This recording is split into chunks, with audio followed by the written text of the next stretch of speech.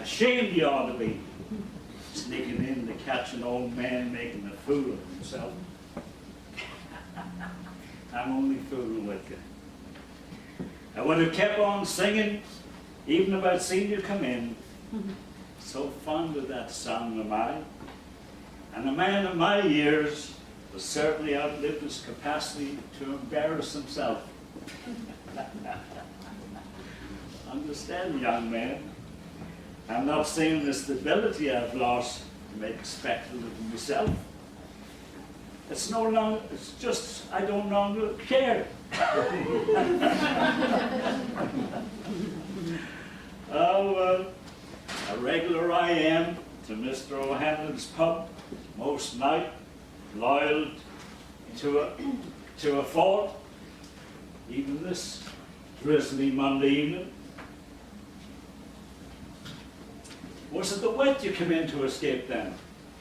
Or the loneliness of the big city, where the young people come by the thousands to seek their fortunes and end up living lives as solitary as lighthouse keepers?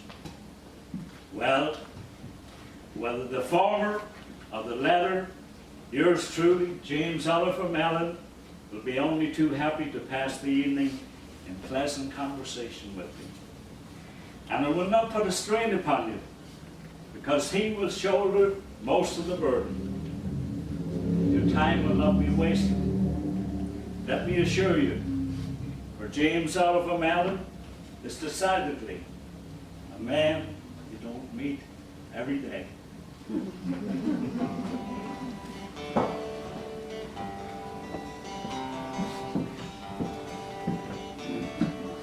A woman, Annie, approaches, busily sweeping away with a broom. A small boy enters. He limps in heavily, seeing his mother quickly, puts his hand over his knee in an effort to cover his torn trousers. What have you done then, Jimmy? Oh, hey, Mum. I see you limping and trying to cover up your trousers. What have you done to yourself then? Done? James Oliver Mallon. I tripped. I tripped and fell hard on my leg. Oh, aye, to the clear blue sky, you're going along, and without warning, you go crashing down hard enough, so now as you can't walk right and your trousers tore, you was gadding about with your brother, next door in the ruins of the old place, playing amongst the trash and the stones and the timbers. Yes, ma'am. It wasn't a rusty nail you fell on, was it? So now you'll be turning yellow with the tetanus and getting the lockjaw. No, ma'am. I stepped up on an old pail and it snapped down onto me shin like a trap on a rat. Then I fell and ripped me trousers. You break the skin? No, but the pail caught me right hard. Let's have a look then. Well, I don't think you've busted your knee, but you've got a right good bump and bruise. I'll put the kettle on and get some hot water going. We'll wash it clean so as to be safe. In the meantime, get out of them trousers so I can mend them before your father comes in. She never fooled me, you know. She would talk hard as nails and could always dig through the truth I was concealing from her. But never once did I question her love for me. It was a hard, fierce love, born of her own privations. The kind you see only among the poor of the earth, those with nothing to give their children but themselves. This was County Armagh, Northern Ireland, 1951. Funny thing, that hard, fierce love. For my mother, that well was boundless. And from my father, well... Woman, don't tell me what I don't see with my own eyes. Eddie and Jimmy jumping about on the rubble, next door laughing and laying their school clothes yet. It isn't that I have so much land I can't see across it all. Surely you don't begrudge the boys a little horseplay, letting off a little steam after being cooped up in a schoolhouse all the day. Steam, is it? If they have steam to let off, let them join me out in the fields. That'll take the steam out of them. They're mere boys, Edward. You'd think a man who was robbed of his childhood would want his boys to have a wee bit of fun in theirs. Life is not about having fun, Annie. Life is about getting on with it. His own father had broken his back when he was young, and all the work and care had fallen upon my grandmother. He and his siblings had been hired out to work like farm animals, like so many of the poor in Ireland. And when that happens to a man when he's young, it can go two ways. He can appease the pain with the gab and the whip and the blarney, and turn the hurt into humour and let the world in on the joke. Or he can let it scar him out and leave him hollow, empty inside and bitter. My father went the latter way.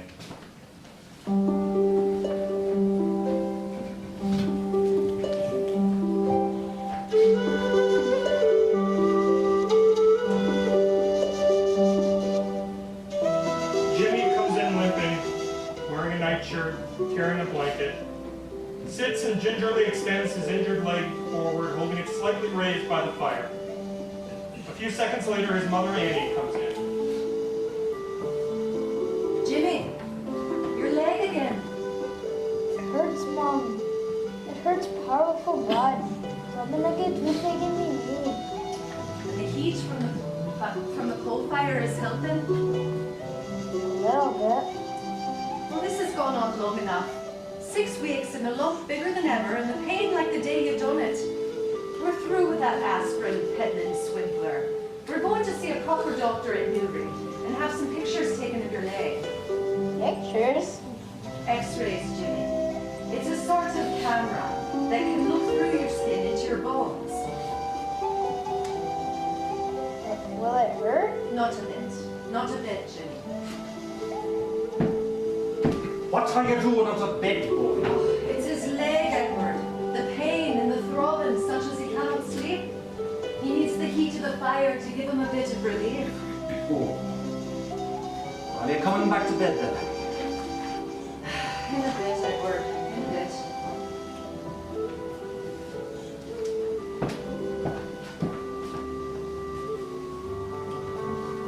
Let's have that blanket then. She spreads it over Jimmy, careful not to touch his extended leg. She gently rests her chin on top of his head and caresses his forehead with one of her hands. What's going to happen to me, Mom? Nothing. Nothing's going to happen to you. Do you think I would let anything happen to you then? No. Okay then, now close your eyes and try to get a wee bit of sleep.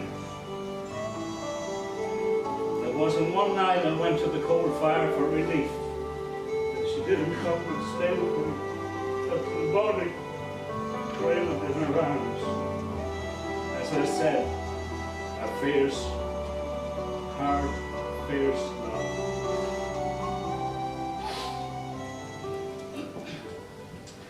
So, I had my pictures taken at Daisy Hill Hospital in Uri, and nothing much changed for a while. My leg wasn't getting any better, but neither was it getting any worse. Then one day, walking home from school, my mother rode up to me on her bicycle, very much upset. She told me the doctors had gone around to reading the pictures that had been taken, and I needed to go in for an operation to fix my leg. So back to Daisy Hill Hospital I went. The Mallon boy has been prepped for surgery, correct? He has, yes. A half hour then. Plenty of time for a cup of tea. Dr. Timmins, Yes, nurse. I've shaved his leg and I've drawn the red line. Of course. So, his leg is to be amputated then. Well, yes. The boy has a malignant tumor, which we must keep from metastasizing. Amputation is the most efficacious remedy. But this seems so rash. Right? I mean, the boy's mother says that the lump has always been the same size. It doesn't seem to be growing, and other than the bump and the pain that it gives him, the boy is a picture of health, bright, busy as a bee. All indications are that this is the correct course of action, that the cancer is in fact contained. And the boy's overall good health will help him recover quickly from his surgery. And the boy's parents are aware that their son's leg is going to be amputated. I believe we've made them aware, yes, nurse. Certainly they know he's having surgery in the morning. Okay, right, but that doesn't seem to be quite the same thing, Doctor. These are poor, simple country folk, Nurse O'Hara. Explaining to them the dangers of a metastasizing osteosarcoma tumor would be pointless. Like trying to teach a cow how to operate an automobile. I understand, Doctor. Now, I need to see about that tea.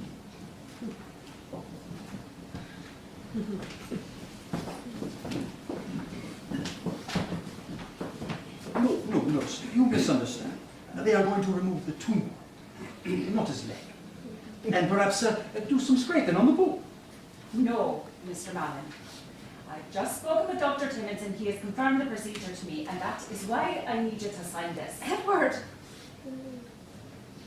Nurse, you must be mistaken. No, it is no mistake, sir. I've drawn the red line on his leg myself to show where the bone saw is to cut.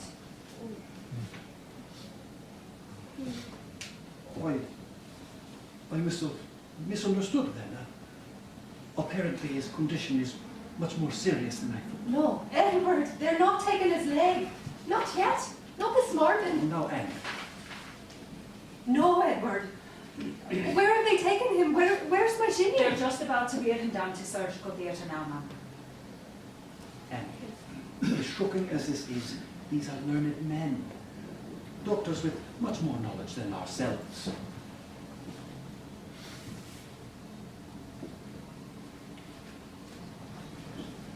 Yes. Well, my personal opinion is that they are being rather hasty. Such a drastic procedure. You see, Edward, she knows. She's a woman and a mother to boot, and so has a feel for these things. But she's not a doctor. No, Edward, they're not taking Jimmy's leg and making him a cripple for the rest of his days. There's got to be something else they can do. Yes, Yes, Nurse O'Hara. Well, there's the radiation, the Cobalt treatments. I thought as much. Because we're poor and of no station, they're taking the easy way out. They can nothing of chopping off a boy's leg so they can be done with us. Annie, now you're making an awful rap. You are next to worthless. There'll be no operation today. Nurse, take me to my Jimmy. Yes, ma'am. Just down the board right here. Start down here.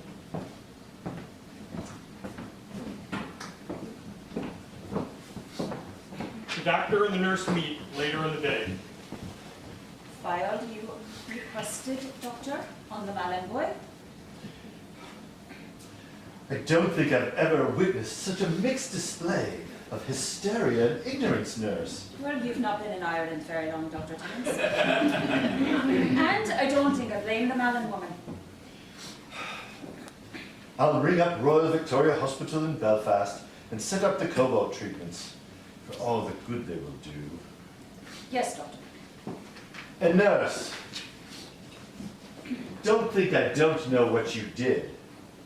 And while you may have saved the boy's leg for now, you may just have put him in the ground. Ah, yes, the Cobalt treatments. Traumatic, but not for the reasons you might think. You see, Belfast was 60 miles away. There wasn't money enough for my mother to accompany me to the hospital and then the convalescent home during treatment. I was to be entirely on my own. My parents bade me farewell, and I was off by myself to the big city to have radiation shot into my leg. None of my fellow patients under the age of 60. Not the most stimulating company for a boy of 9, but it was here I first discovered that most wondrous of all human institutions, capitalism.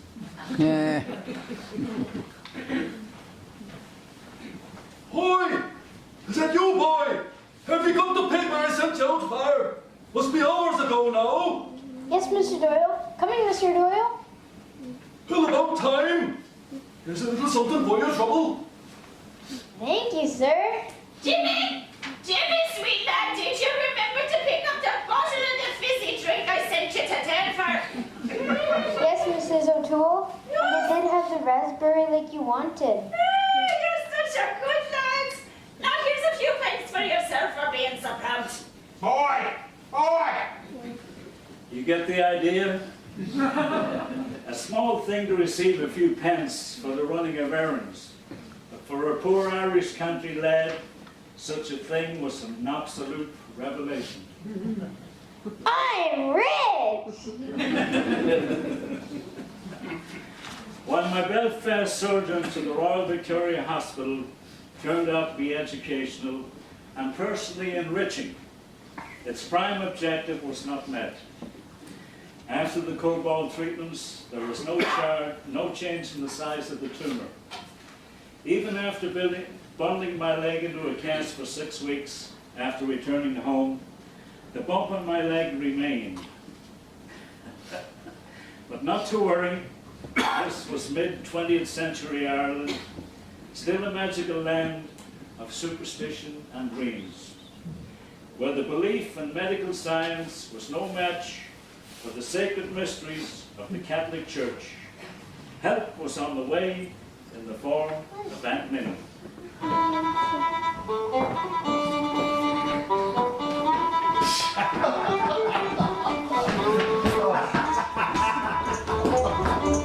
Men of the Karen's Public House, may I have your attention, please?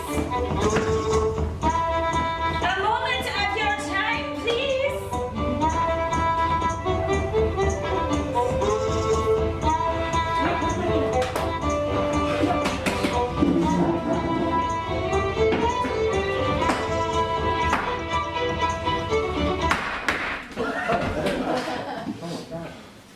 I'll not take you a long way from your pints of porter and your glasses of whiskey.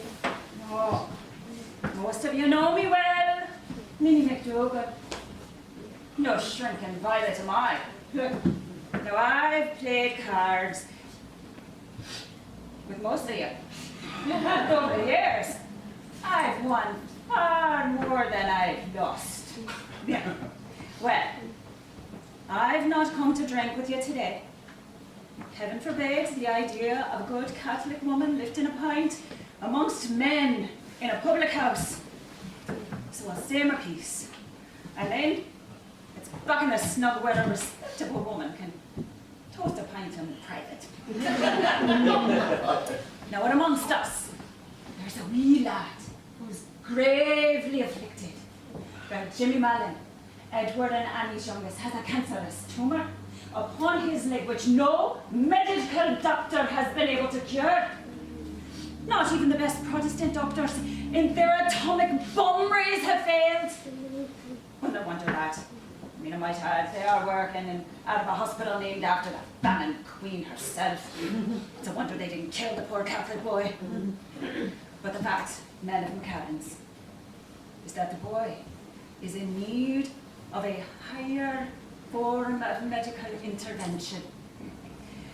For while at present, Jimmy seems like a picture of hell, deep within him, the cancer cells spread and multiply, reaching their tentacles to choke the life away from the boy like the devil's own clawed fingers.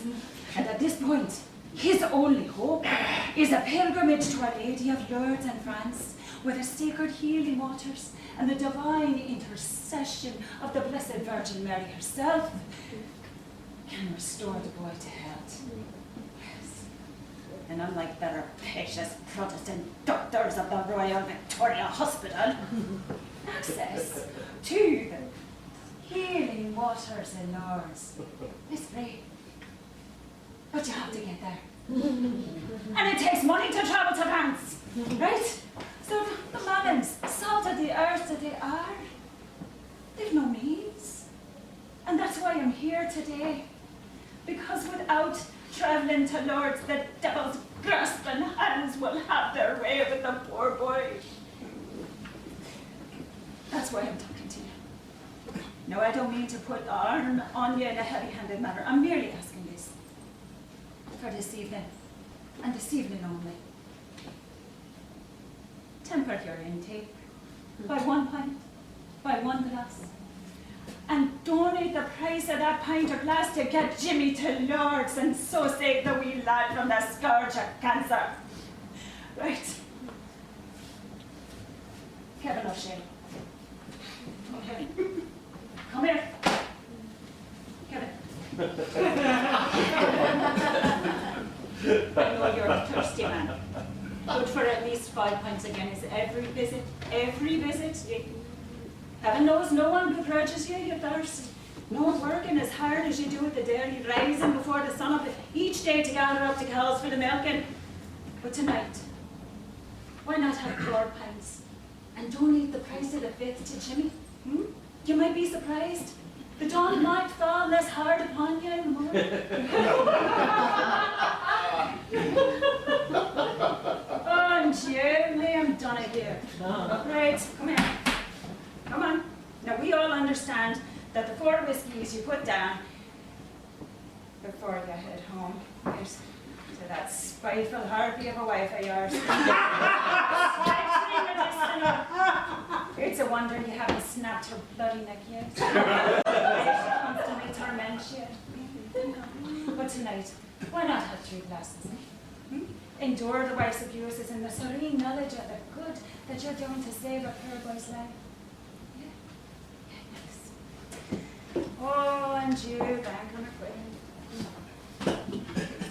I'm not sure of you to lure your intake, for we all know your nightly quota is but 1 Bushmills that you nurse like the last whiskey on the planet Earth. Wouldn't take it denying you this, though why you stood to drink that Protestant's will is beyond me. But the good Lord knows you need something. You need something to ease the pain in your conscience from all the widows and the orphans that you put out of their homes. This which brings me to my final point here. Right, we are all sinners here. I include myself in this. Not one of us has a soul that's spotless. We might not need when he stands in judgment before St. Peter. Just a bit of insurance to open the hinges of the pearly gates. Or for some of us, Patrick fancy. To shorten our stay in Fellowship. Wouldn't it be grand? Wouldn't it be grand? St. Peter is tracing our peregrinations through the Book of Life and is able to say, oh, now I see here, you donated money to young Jimmy Mallon to get to Lourdes, which allowed the Blessed Mother Virgin, Mary herself, to intercede on his behalf and restore his health. Well, now this more than tips the balance in your favour. Welcome home, son. Welcome home.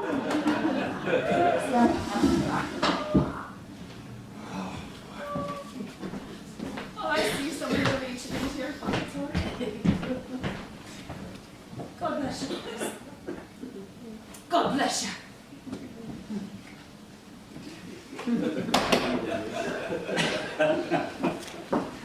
Good old Anthony.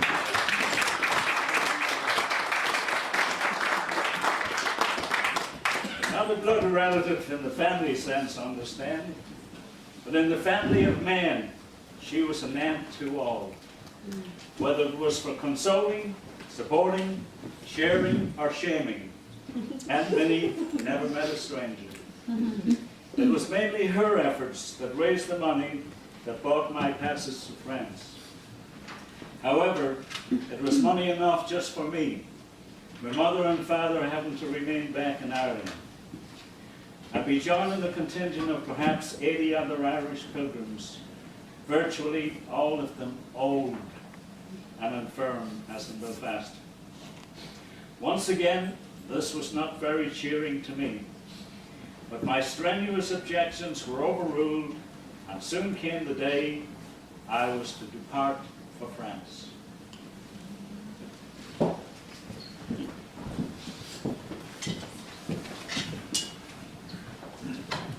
All right then, the church people are here to pick you up. Give me a hug and a kiss then and be on your way. I don't want to go, Mom. I'm afraid. Now, Jimmy, there's no reason to be afraid. You're in God's arms now, and God will never let no harm come to you. I don't want to be in God's arms. I want to be in your arms. Don't be blaspheming yourself now. You must go so that the Blessed Virgin can heal your leg. And you won't be traveling alone. I will be with you in spirit, all the way there and all the way back. All you need to do is think of me, and I'll be there. So, best of luck to you. Safe travels. Thank you, Father. Now, take a procession, let's go. We shouldn't keep the church people waiting. So it was off to France for me. Mother was right. God did take me in his arms, for he immediately provided me with the sisters Peg and Nellie Gallagher, nurses from Salt Hill, Galway, who appointed themselves my personal protectors for the trip to Lourdes.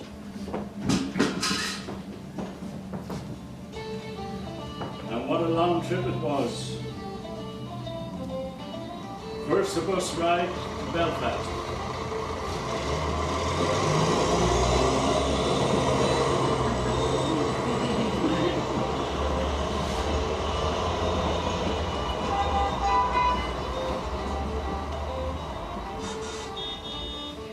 Then a ferry to the north of England.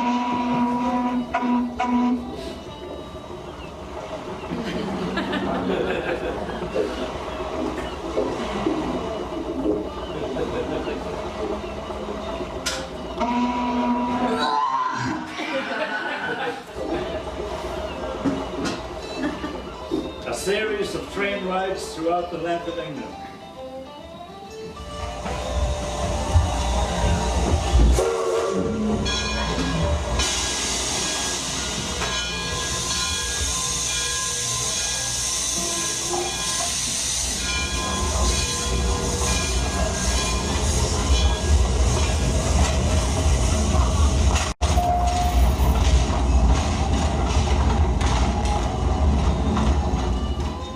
Another ferry, this time across the English Channel to France.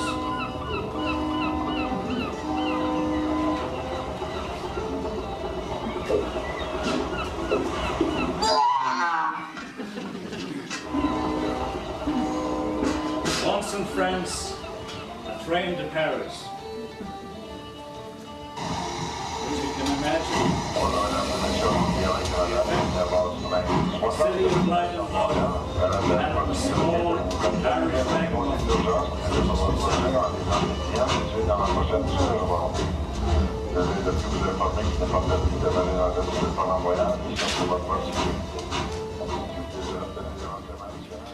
Lourdes, though, was 500 miles south of Paris. So as it turned out, the longest leg of the journey was the longest one.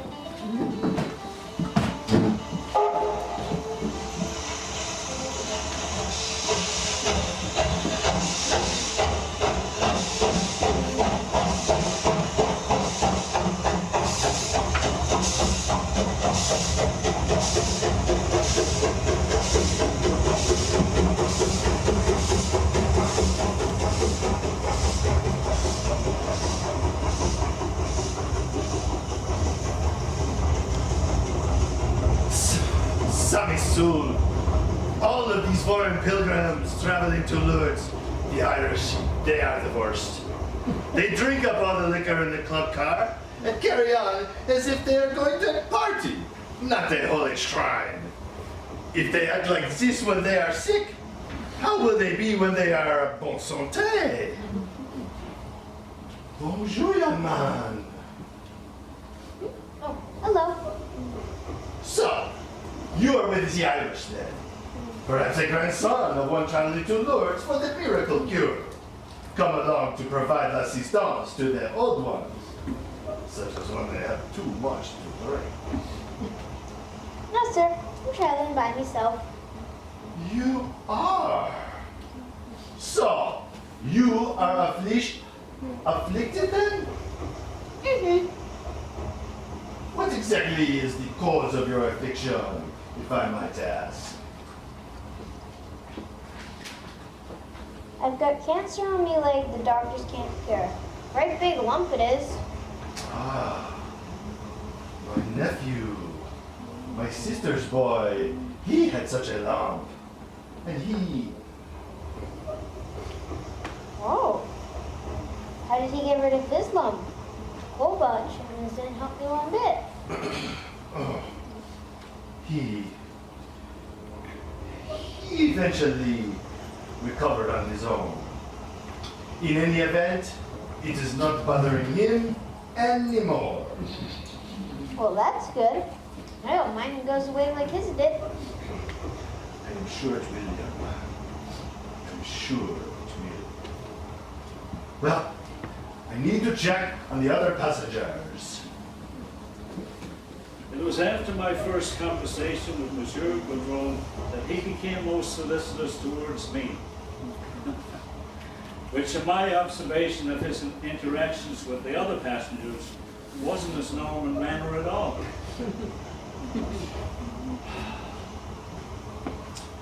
I thought that young Jimmy might like something to eat, to save it from walking to the Italian car.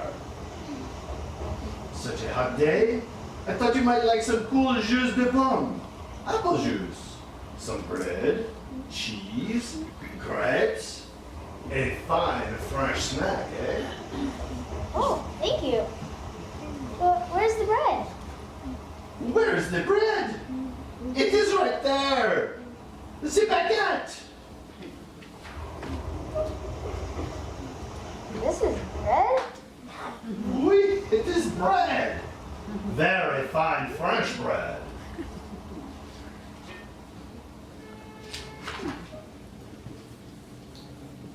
What's gotten into me juice? Gotten into your juice? It's clinking away. There's something part of me glass clinking away. What? Do you mean the ice? Well, why is there ice in me drink? To keep it cold. Why would you want to drink warm apple juice on a day like today? Jimmy! Are you telling me you have never had a drink with ice in it? Oh, I didn't know it was allowed. Sammy Soul, of course it is allowed. Why don't you try it?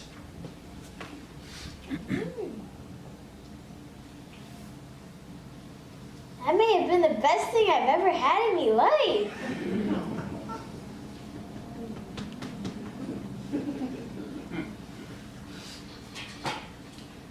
And what are these? Grapes. You have never eaten grapes? No. What is the matter now, Jimmy? They look like something that hangs beneath the one pig. Quoi? They are not pig testicles. They are grapes. Grapes from which the finest wine in the world is made. Try them. What about the cheese? Do you have any objections to cheese? No, I like cheese. Oh, I am relieved to hear that. Bon appetit, young Jimmy. Sammy Soul, such a primitive people. The Irish, they are like savages. Ah, yes. Not even to the Holy Shrine yet, and the miracles had already begun.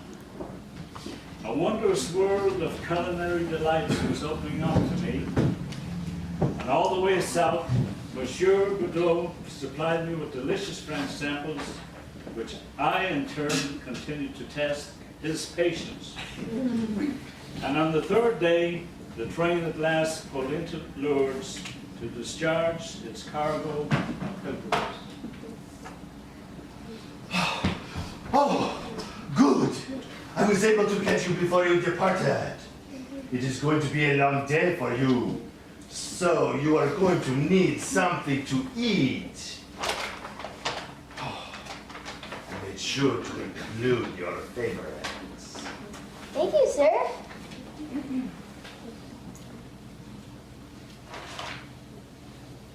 Je vous remercie, Monsieur Boudreau. Vous êtes le bienvenu, Jimmy. You are most welcome. I wish you the best of luck.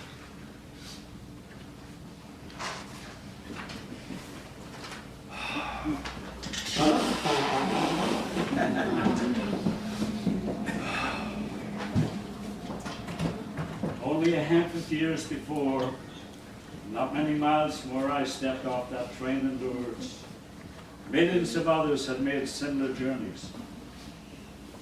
Theirs were not voluntary, however, and there was no miracle cures awaiting them. They were the Jews of Europe, and they had been sent to their doom. Less than 10 years had passed since the Holocaust, that atrocity whose footprints were still fresh upon the land and whose stink was still in the air. The height of human civilization had somehow managed to plumb the depths of human depravity, and pure evil had walked the earth. Why bring this up? Because human beings are funny things. The Nazis had somehow managed to make wholesale murder systematic, institutionalized, and routine. They applied the same technique of the great American slaughterhouses to people, to the point where the workers in the death factories didn't even bat an eye as they went about their unspeakable business. The banality of evil, it has been called. At Lourdes, I witnessed what I can only call the banality of the miraculous. The trains into Lourdes were carefully coordinated. They discharged the pilgrims in an ordinary manner. The queues and facilities were well organized. There were any number of people and shops who would sell you miraculous medals, special rosaries, holy water, and other sundries.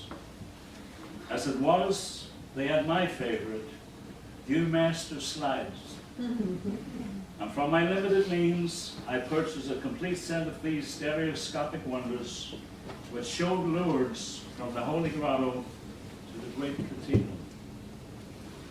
The grotto itself was full of abandoned crutches and wheelchairs, left as evidence of the spontaneous cures that had been effected. For those of us who were in a more dire strait, there were the baths. And I have no reason to believe that the attendants who put us into the baths in our quest for a miracle felt the weight of what they were doing any more than the death camp workers who sent the Jews into the showers. I'm not comparing them, understand? I'm only marveling at the human capacity to get used to anything, be it unspeakable evil or the transcendently miraculous.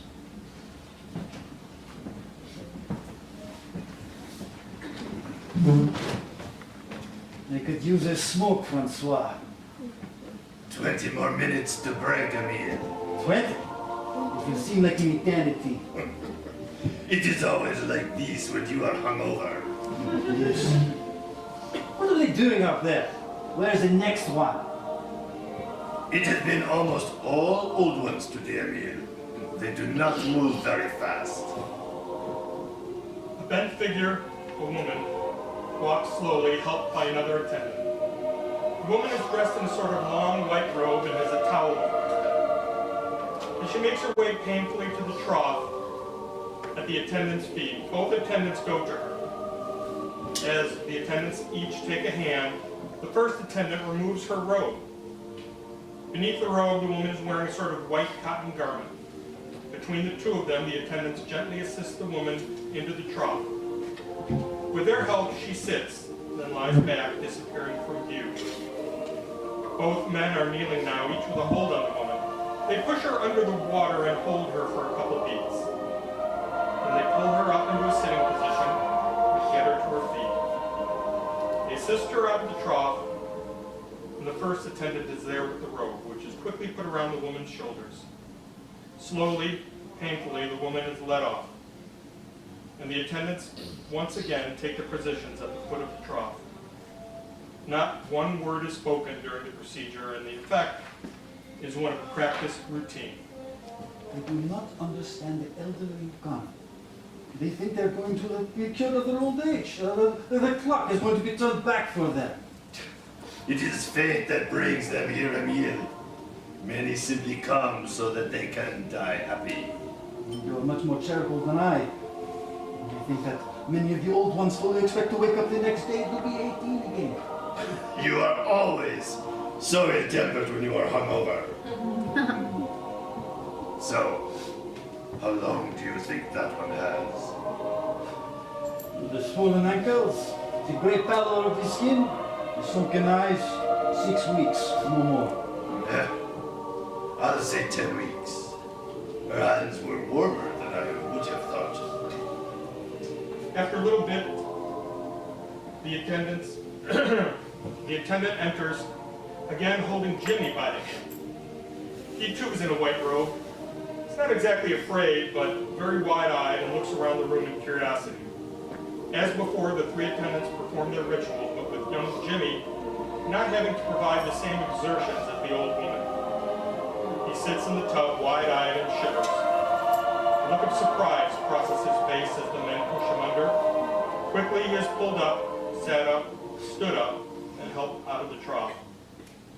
The attendant quickly puts the robe around his shoulders and he's taken out, still looking around in great surprise and wonder. At last, the younger one. But I do not see the affliction. All the wine you drink has affected your eyes, Emile. Did you not see the leg? The big bump? The osteosarcoma tumor? No, I did not. As well as he moved and looked, I assumed it was something, he come for something inside, or perhaps a cure for the weak mind. No, the leg. Though he was quite robust. He was quite wiggly when we pushed him under. Yes, but as we well know, it is the young ones who come here who go the quickest. They seem fine, and then we learn later on that they fell off the cliff. How long for the boy, Emil? 4, perhaps 5 months, Emil. When the cancer moves quickly. Yes, certainly no more than 6. That a measure of cynicism might cloud the outlook of the spa workers should not come as a surprise. For while over 7,000 spontaneous recoveries have been attributed to Our Lady of Lourdes, the Catholic Church has only officially sanctioned 70 as miraculous. That's less than 1 in 100 of those reported. Meanwhile, millions have visited the shrine in over 150 years since Bernadette Serbius first described her vision of Mother Mary. For you baseball fans, that might not seem like a particularly high batting average for the Blessed Virgin. It seems to refute William Shakespeare's contention that the quality of mercy is not strained. For Our Lady of Lourdes, it seems quite strained indeed. My suspicion, however, is not that the Blessed Virgin needs to sharpen her batting eye, it is the supplicants need to be purer of heart. For while I believe mercy is bountiful, the bar is set exceptionally high for its bestowing. Meanwhile, having been properly dunked, blessed, and built, we pilgrims reboarded the trains for the long trip back to our homelands.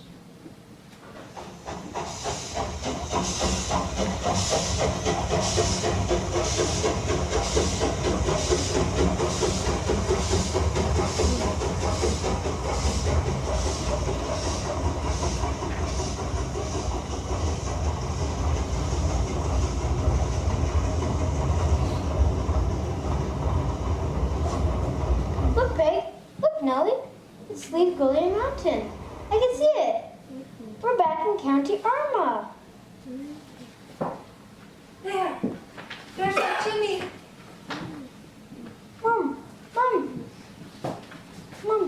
Mom, I missed you so much. I missed you too, Jimmy. You won't believe the places I've seen, Mom. The people I met. The food I've eaten. I can speak French now. Bonjour, Mama. Bonjour back to you, Jimmy. I want to hear all about it. I want to hear about every minute that you were gone from me, Jimmy. Son, it's good to have you home. It's good to be home, Father.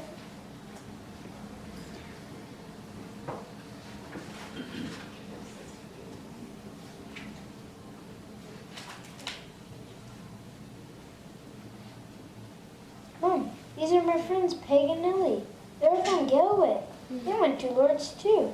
They watched over me from beginning to end. Did they then? Bless you. And your leg, Jimmy. The same. Oh. Of course it's the same. Why would anything have changed? Well, still a couple of hours of daylight left. Plenty of time to get back into the fields and get some work done.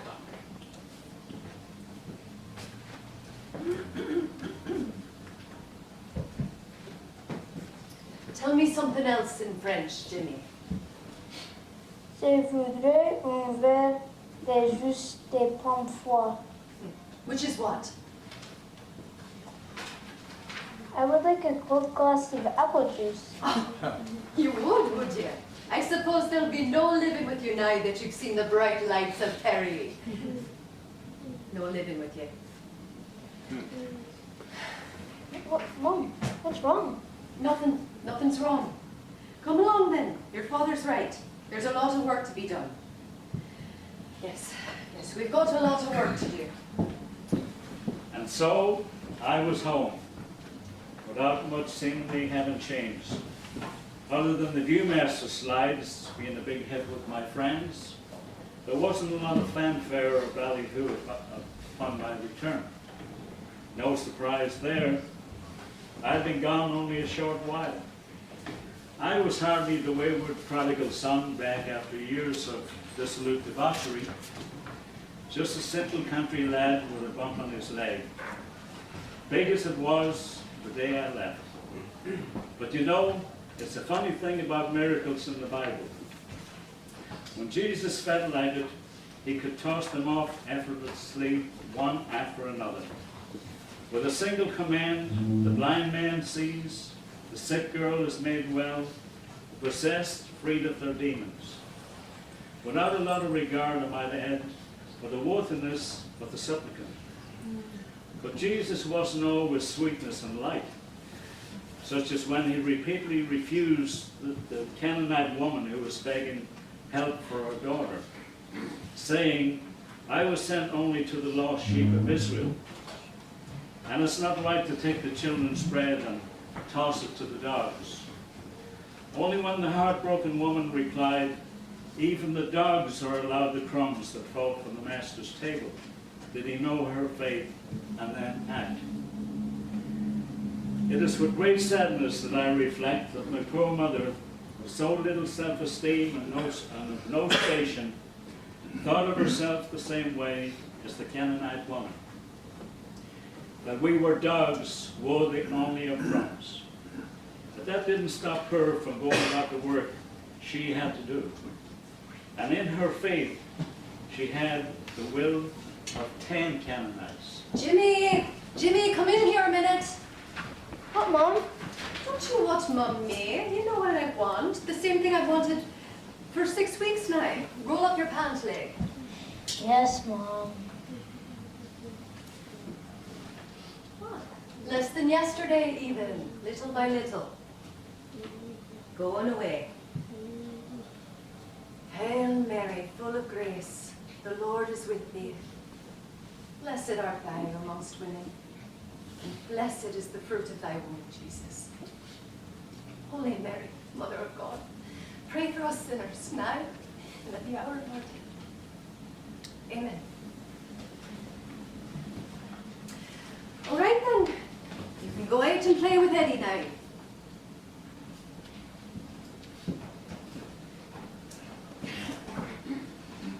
2 months later, at the Daisy Hill Hospital.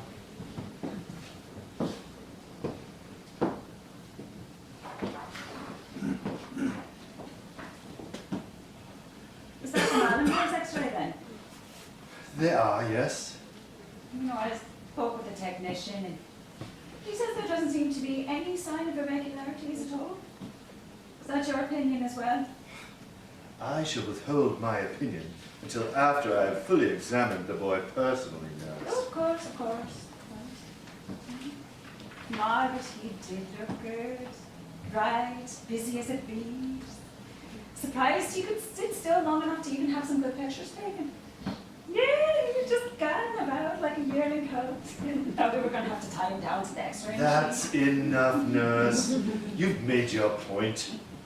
But in my defense, this nuclear technology is very new, and the efficacy of the Cobalt treatments varies greatly.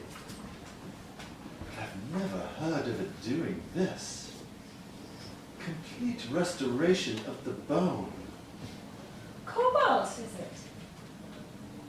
So, have you not heard of the pilgrimage that the boy made to Our Lady of Lourdes then? And that the talk of the whole county is how in the weeks since his immersion into the sacred healing waters, his tumor has slowly disappeared? I have not. And if I had, my opinion certainly would not have changed in the least. No.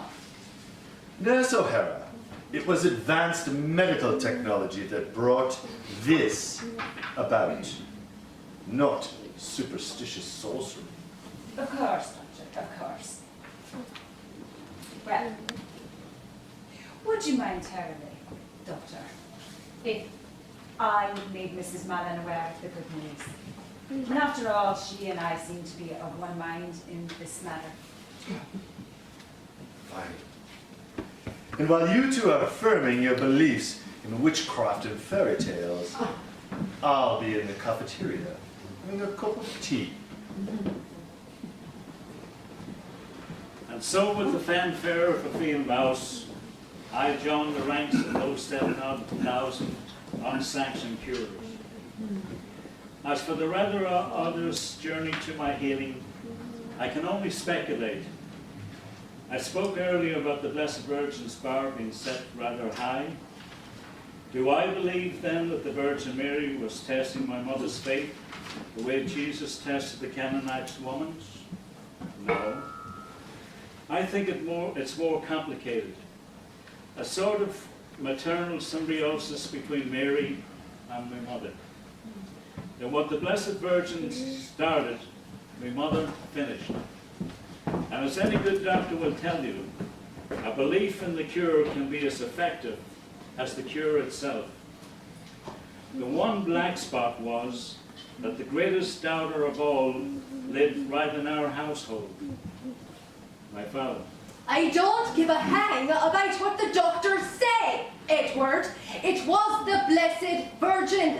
The Blessed Virgin took pity on our Jimmy and cured him. Well, I'll have no part of the superstitious nonsense. It was the treatments. Or better yet, just leave it alone. The doctor's not poking and prodding at every chance they got. Simply letting nature go about its business. Letting nature go about its business, is it? This from a man who half a year ago couldn't wait to let the doctors chop up his boy's leg. Probably never was cancer in the first place. The doctors, they do their share of guessing. Especially the doctors that are willing to treat the likes of us. I suspected as such from the start. You've revealed yourself for the monster you are now. A man who had allowed his son to be butchered like a pig, based upon a guess. At least now, there'll be no further malingering. I'll get a full day's work from him now, like I'm getting from his brother. But you get nothing from him. Nothing. A man who would scorn a miracle from the grace of the Blessed Virgin and tread all over it with muddy boots. I'll not run the risk of her taking it back on account of your blasphemy.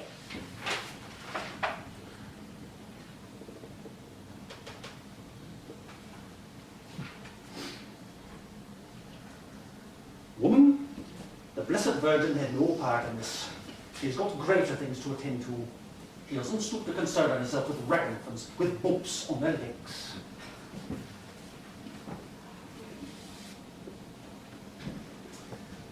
All of my life, I struggled to understand my father. His crushing bleakness, his unreasonable remoteness, his complete failure to ever find anything approximating joy in life at all. For years, I thought it was simple cruelty of nature. Forgive me, Father. I see now it wasn't cruelty. It was tragedy. The part of his soul that remained after an almost animal boyhood was obliterated from years of trying to scratch out a living on those bare, rocky fields. And the black hole inside of him, where his soul had once been, was so annihilating it could swallow up any notion that there was such a thing in life as miracles. After all, the Blessed Virgin hadn't lifted a finger as his soul was being taken from him. Why should she care if his son lost a leg? The boy had another one. And if the worst should come to pass, well, God had provided him with another son, hadn't he? I don't believe things were ever the same between my mother and father after this. A woman forgives many things: indolence, drunkenness, lechery. But to not protect a child from the brutality and malicious indifference of the world, no. They went on together, of course, for this was Ireland, but they were not as one, but two. As for me, the ostensible miracle boy, oh, there was a brief flurry in the papers, which then quickly faded. I grew up and emigrated to America, just another member of the huddled masses, yearning to be free. I made a life of myself, and I grew old. And you may well ask, did I ever feel anything special about my existence? Over the course of my life, did there abide within me some nagging, gnawing of obligation? That I had been the recipient of a great divine gift, and therefore must take up the cross and perform the Lord's work? Or at least strive to live a blameless, spotless life in emulation of our Saviour as a sign of my gratitude? The answer is no. I felt no such pull on me.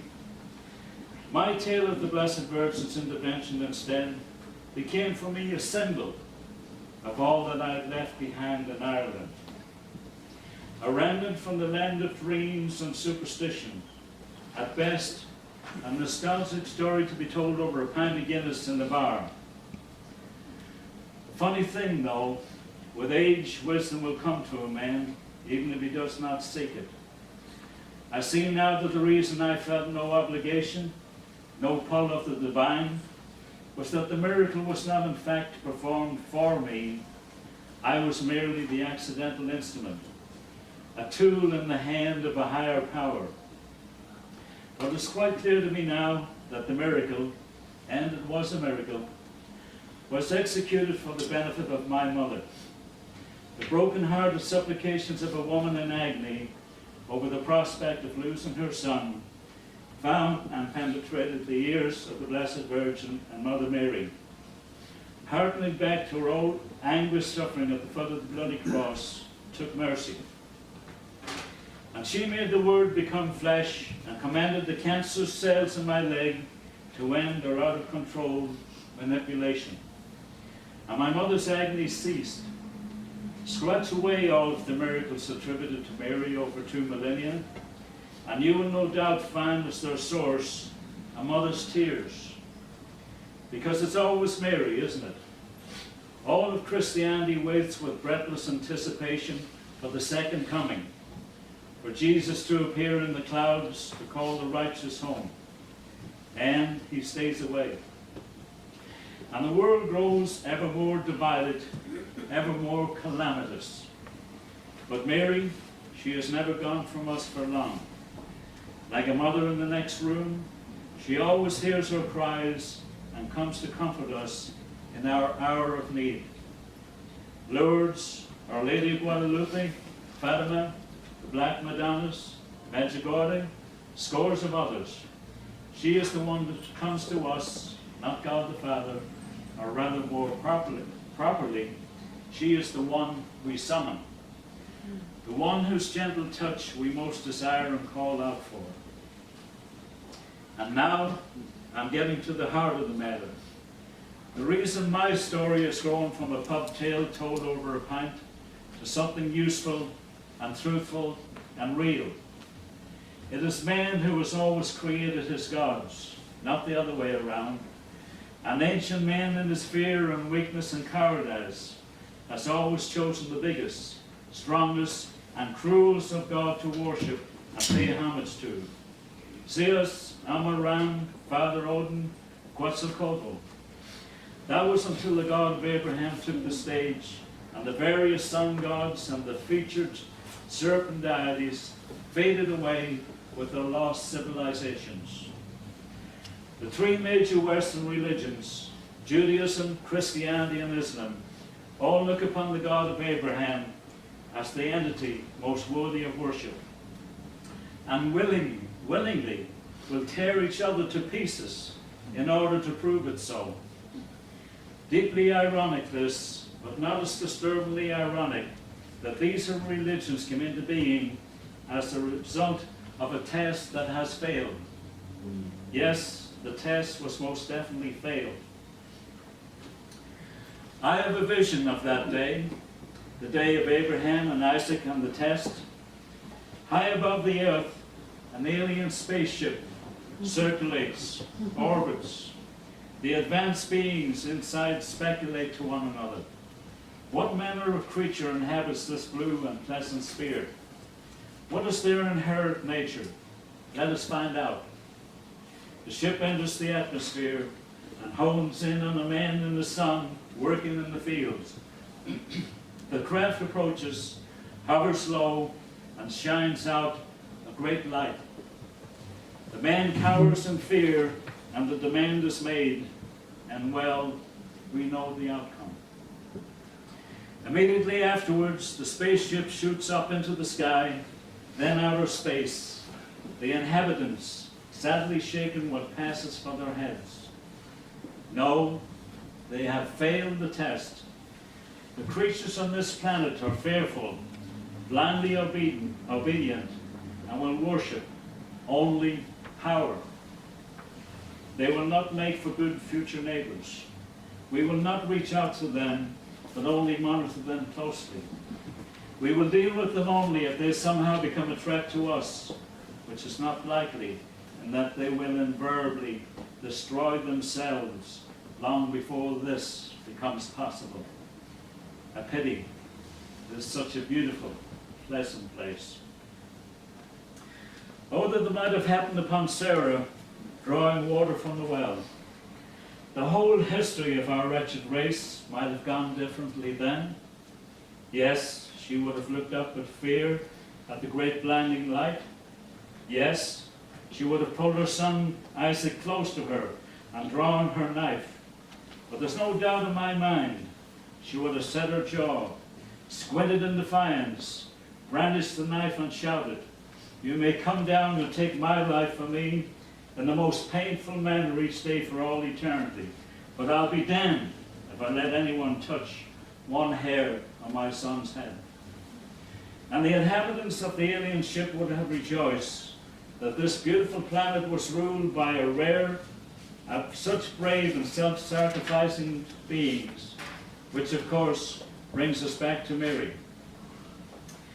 Man evolves, yes, both in physical and social ways, but he is at his core a violent, frightened creature enthralled to power.